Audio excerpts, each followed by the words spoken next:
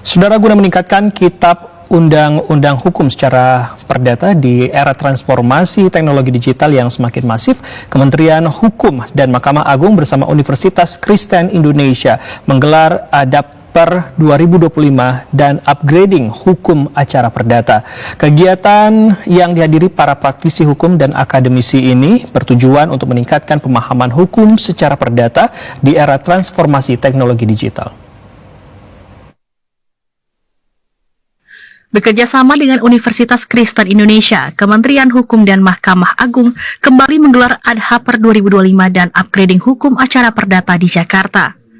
Ketua Mahkamah Agung Profesor Sunarto menyatakan pada hukum acara perdata perlu dilakukan perubahan dengan menambah sejumlah pasal. Menurutnya, hukum acara perdata saat ini masih memakai hukum kolonial Belanda. Karenanya perlu ada revisi penambahan dalam Undang-Undang Hukum Acara Perdata. Kita akan menyongsong hukum acara perdata yang baru.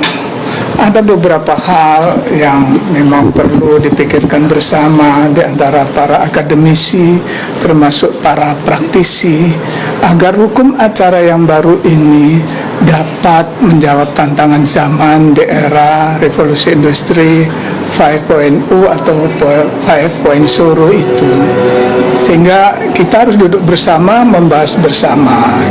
Sementara Wakil Menteri Hukum Edward Omar Syarif Yarich menegaskan, langkah ini harus dilakukan di era digital yang modern, tidak hanya dari aspek penambahan pasal, tetapi juga dalam berjalannya persidangan perdata dan pidana.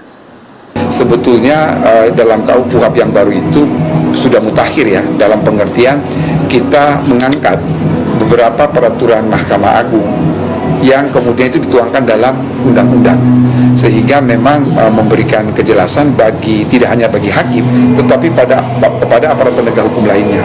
Kami berharap materi-materi ini akan menjadi substansi dari kitab undang-undang hukum acara perdata. Jadi kita malah dibantu dengan adanya peraturan Mahkamah Agung, kan kita hanya tinggal memindahkan aturan Mahkamah Agung itu ke dalam kitab undang-undang hukum acara perdata. Dalam praktek hukum acara perdata itu kan dinamika berjalan. Sekarang kan era disruption, era digitalisasi, era industrial 5.0. Nah, hukum acara perdata jangan sampai tertinggal itu. Karena bersengketa dengan digital, lalu kemudian bersengketa dengan alat-alat bukti yang sifatnya digital, lalu menggunakan instrumen-instrumen digital. Nah, kalau perdata kita harus bisa menjawab itu. Sehingga lebih modern, lebih improvement, dan juga lebih mengedepankan bagaimana penyelesaian persoalan itu dengan tidak secara konvensional lagi.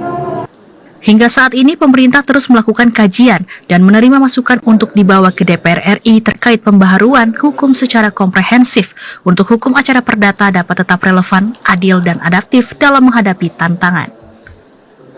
3, 2, 1.